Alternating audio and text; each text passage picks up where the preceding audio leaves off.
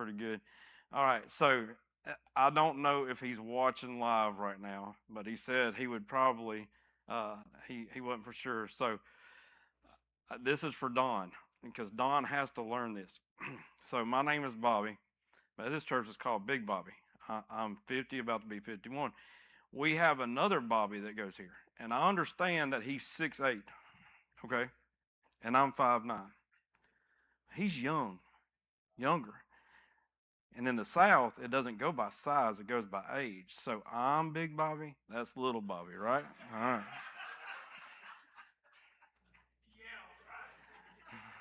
Dad said, yeah, right. Yeah. Hey, y'all remember on, what was it, the Bob Newhart show where he'd come in, my name's Larry, this is my brother Daryl, this is my other brother Daryl. Sometimes I feel like the other brother Daryl in life. You know what I mean? It's all right. Some of y'all are too young for that one. Not many, though. Some of y'all remember Bob Newhart or whatever. It might even been called something else. Newhart. I can leave the Bob off of it, huh? All right. All right. So last week, men's breakfast. Last week was men's. No. This Saturday, we are having men's breakfast. Jimmy, Brian, and Don. I will get with you either tonight before you leave or tomorrow, and I'll have everything ready. I'm going to be gone out of town. Okay? So, but it will still, men's breakfast is on. Huh? Okay, so what's in the other transition page? What's on the right page? Huh? And y'all not getting a screen on your live stream?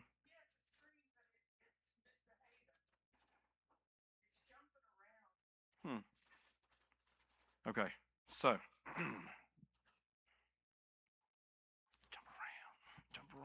jump up and get down. Y'all too, nah, some of y'all too old for that one. All right, who else is watching live right now? Anybody watching live?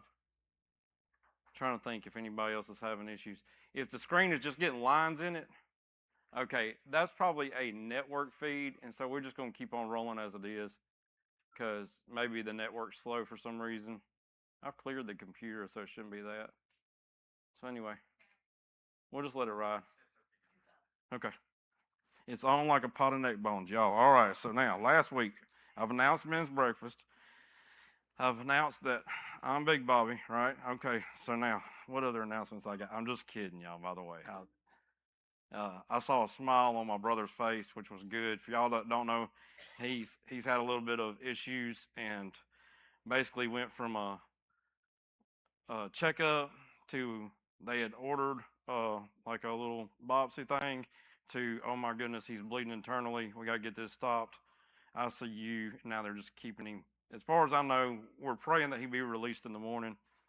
And so anyway, that's for little Bobby. So just keep him in your prayers and the family. But everybody's good. Like it was a great visit. As a matter of fact, I probably stayed out my welcome. They're probably sick of me being there. I was there for that long. So anyway, it's all right. So last week, I went over. I called the message "Your Time to Speak." Right. So I got to thinking, it's nice to tell everybody it's their time to speak, but what do we speak, right? I mean, because what we speak is very crucial.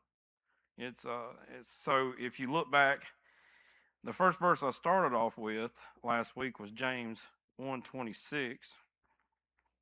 In James 1:26, it says, and I'll give it a second to pop up. If anyone among you thinks he is religious and does not bridle his tongue, but deceives his own heart, this one's religion is useless. Okay, I want y'all to take that line right there. Does not bridle his tongue, but deceives his own heart. Okay, have y'all ever been in a position where you thought you come back and you were able to hear yourself and you're like, ooh, I did not realize I said all that. Oh, that's not fun, is it? Okay, so I'm gonna give y'all. So when I went to Teen Challenge, I was approximately 20, 21 years old, somewhere around there. I'm trying to think years. It's been years ago. So anyway, when I was at Teen Challenge, you weren't allowed to just have anybody on your phone list, okay? It was very limited who you could have, who you could call from there. And for the first month, I don't think you could contact anybody. And then from then on, it was on whoever's on your list, unless you were on pass, okay? You didn't get an overnight pass until I want to say it was your 6th month, or like you went home for like, you left on a Friday afternoon and didn't have to be back till either Saturday night or Sunday morning or something like that. I think it was your first little away pass. So I went home, which was about an hour and a half away from Memphis and somewhere around there. So I went home that first weekend. It had been months since I talked to anybody besides these few people on my list. And I get to it, I'm gonna call one of my buddies, right? The one I hadn't talked to in a minute. And I get on the phone with him. Now you gotta realize I've been sober, separated from the world. I've been being taught Bible, even though I knew a lot of Bible. I was being taught scripture. I was in prayer. We did worship services every morning. You know what I mean? I was churched. 6 months, I was solid church, right? And so I get to this phone call, and I call my buddy, and every other word out of his mouth was a cuss word. I'm talking about every other word. And like, I started realizing very quick in the conversation, one is, I don't remember him cussing that much, but I guarantee he's always done it, right? The other thing my heart told me was, I guarantee you sounded just like him. And it flew all over me because my heart at the time, during that time, would just say anything. It didn't matter who was around. Y'all ever been around somebody that cussed around kids and you're like, man, shut up. Shut up. Well, I'll say this one other story real fast. I'm going to make it through this time. So one other story real fast. Jimmy, my neighbor, has one of the, I'm gonna tell you, this dog was not as dumb as Jimmy thought he was. But he killed a goat, and Jimmy basically put him in timeout for what, 3 months? He stayed in a pen I thought he was gonna kill. He said if I would have had a gun, I'd killed that dog. He killed one of his baby goats. But anyway, Dan, I didn't like Dan too much either because he was a puppy. He was a lab, and he chewed on everything he could get around the property. Don't get me wrong, I got Jimmy back. I got puppies too that went over his house and chewed on stuff. No, I'm just kidding about that. But I mean, we probably have. The Lord knows what we've done. But anyway, Dan's about a year old, I guess, at this time. Maybe not quite that old, but he's gotten tall. He doesn't look exactly like a puppy. And I don't have problems with Dan, but it's not like I run, come here, Dan, oh, sweet. I don't pet him or anything like that. He's just, he's a dog.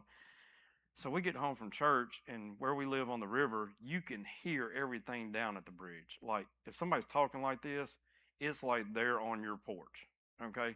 I mean, you can hear every word they say.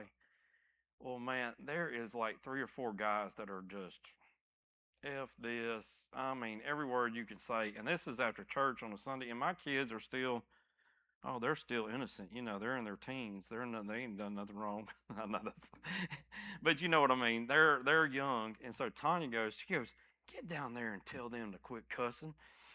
I'm sitting there going like, what? So here's me, and I know I'm Big Bobby, but at this time I needed to be Little Bobby, if you know what I mean. So I'm walking down there, and I'm walking down through the trail, and I'm like, man, what in the world am I gonna do? And here comes Dan, Jimmy's black lab that's basically a year old. And Dan, I didn't call for him or nothing. I know this is God. Dan walked beside me the rest of the way down the river, across the bridge. I'm talking about like he was my dog. And when he got to those guys, he sat there and his tail went straight up like he was about to attack. And I said, fellas, we can hear everything you say up there, and I've got kids. If y'all please call me. Yes, sir. And they looked at that dog the whole time. They weren't worried about me. They were worried about it. And I'm sitting here thinking, out of all the things that they had, I love that dog ever since then. I was like, yeah, that dog was great with me. You know what I mean? So anyway, all right, now we're going to push on. So anyway, James says, bridle the tongue, right? Bridle the tongue. How many of you try to bridle your tongue? It's something you can train to do, but I'm going to tell you the fastest way to bridle your tongue in the right way is through the heart. It's a heart checkup, okay? So if you look in Psalms 34:13, and you don't have to go there, Marilyn. It says, keep your tongue from evil and your lips from speaking deceit. Imagine that. Keep your tongue from evil and your lips speaking deceit. How are we going to keep our tongue from evil and keep from speaking deceit? Have you ever had a prophetic word over you that was not prophetic? Y'all get what I'm saying?